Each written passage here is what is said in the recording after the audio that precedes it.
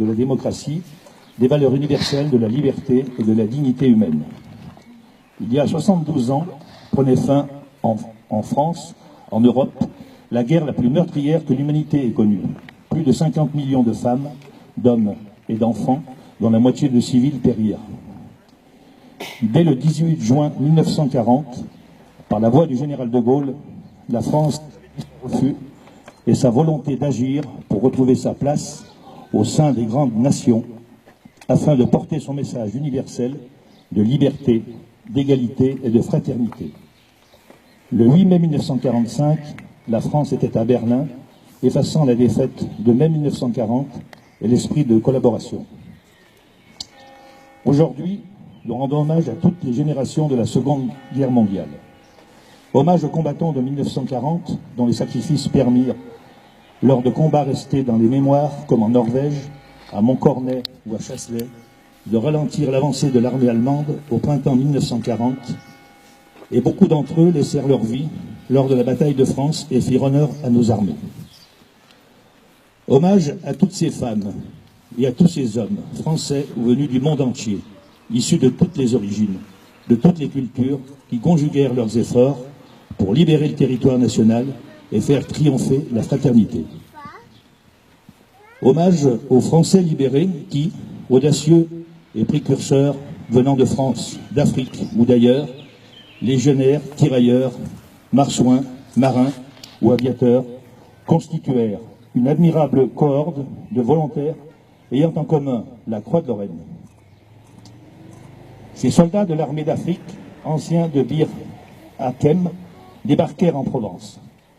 Ceux des commandos Kieffer furent les premiers Français à débarquer en Normandie. Hommage aux résistants de l'intérieur de toute conviction qui choisirent de mener le combat sur le territoire national au sein de réseaux, de mouvements et de maquis.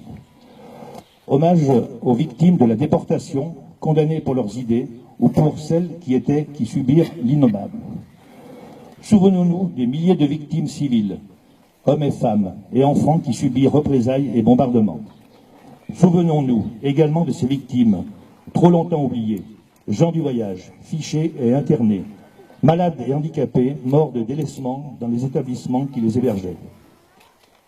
Notre pays s'est construit, après 1945, sur le souvenir de cette tragédie et par la volonté de vivre ensemble au sein d'une Europe en paix, unie, préserver des nationalismes et des idéologies totalitaires. C'est cette volonté qui a permis la réconciliation des nations européennes, et c'est sur cette base que la construction européenne fut possible. Aujourd'hui, 60 ans plus tard, l'union de ces nations est la garantie de la préservation de la paix et de la liberté des Européens. En ce jour, nous mesurons l'étendue de la responsabilité que nous avons reçue en héritage et la nécessité impérieuse de le préserver pour que le désastre qui fut la Seconde Guerre mondiale ne se reproduise jamais. Voilà, je vous remercie et je vais passer la parole aux enfants des écoles primaires, je crois. Je tiens donc à les remercier déjà, et je le ferai tout à l'heure, parce qu'ils sont nombreux, et c'est toujours un grand plaisir de les voir participer à ce type de cérémonie.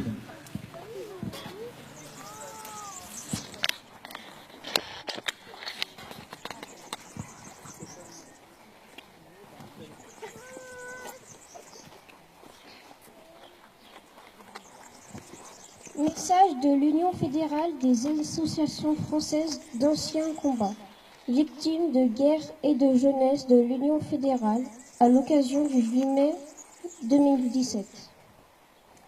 Le 8 mai 1945, les armes s'étendent en Europe, laissant celle-ci en grande partie dévastée par la deuxième fois au cours du XXe siècle. Commencé le 2 septembre 1939, le début de la guerre mondiale se termina le 22 juin 1940, en désastre pour la France. Le manque de courage des gouvernements français et britanniques face à la politique agressive de l'Allemagne et le manque de clairvoyance de l'état-major français ont permis à Adolphe Thiers de conquérir la Pologne et une grande partie de l'Europe de l'Ouest en 10 mois. En France, 123 400 militaires et civils seront tués. 1 500 000 soldats seront faits prisonniers. Néanmoins, tout n'était pas perdu. L'Angleterre résistait aux assauts allemands et les entrées en guerre des États-Unis et de l'Union soviétique en 1941 seront déterminantes pour mettre un terme au régime nazi. En France, dès août 1940, les premiers mouvements de résistance font leur apparition.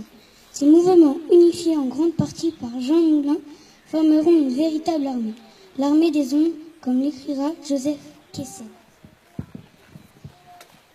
Composée de femmes et d'hommes de tous milieux sociaux et de toute opinion politique, ils y mèneront jusqu'à fin 1944 des actions de sabotage et de renseignement sur tout le territoire. À la fin de la guerre, près de 80 000 résistantes et résistants auront péri ou seront portés disparus.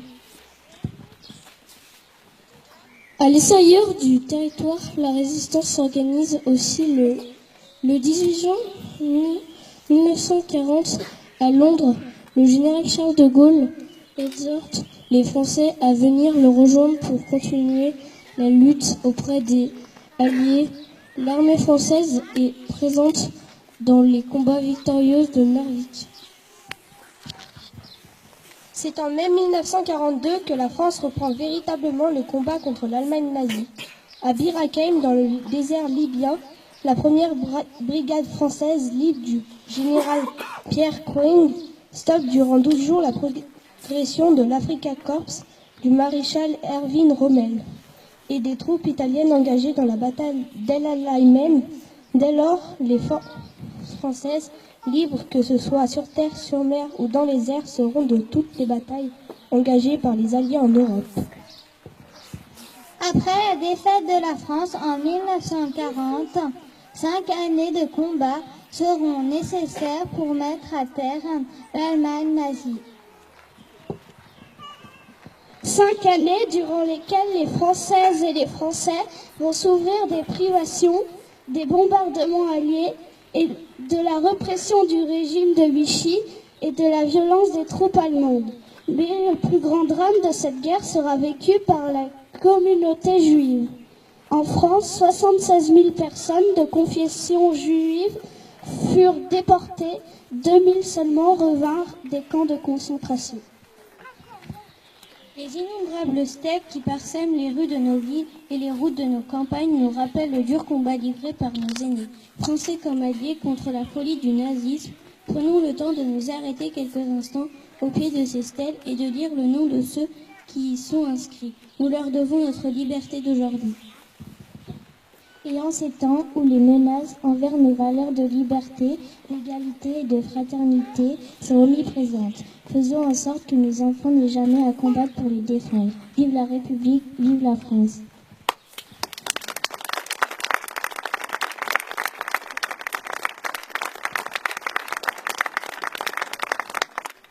Encore quelques poèmes, peut-être? Un poème.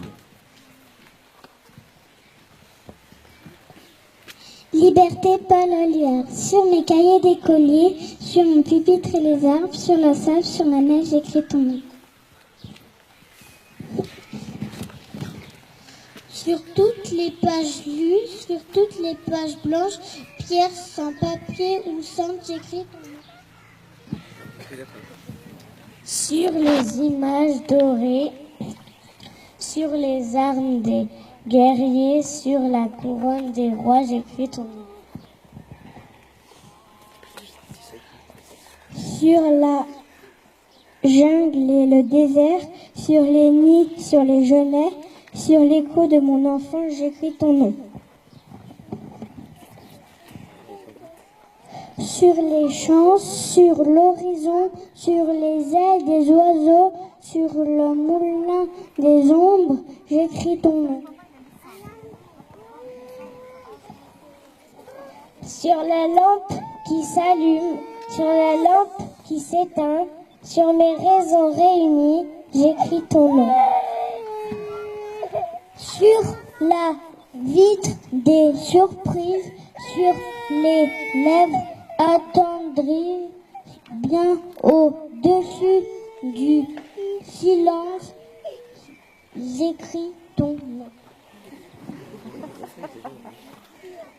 sur mes refuges détruits, sur mes phares écroulés, sur les murs de mon ennui, j'écris ton nom.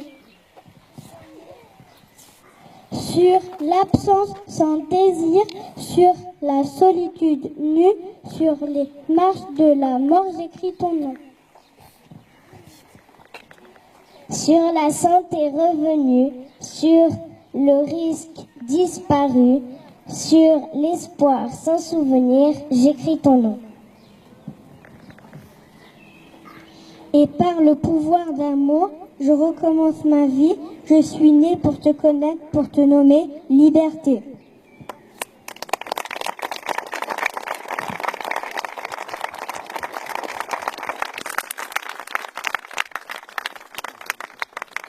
Bien, maintenant nous allons procéder au dépôt de gerbes.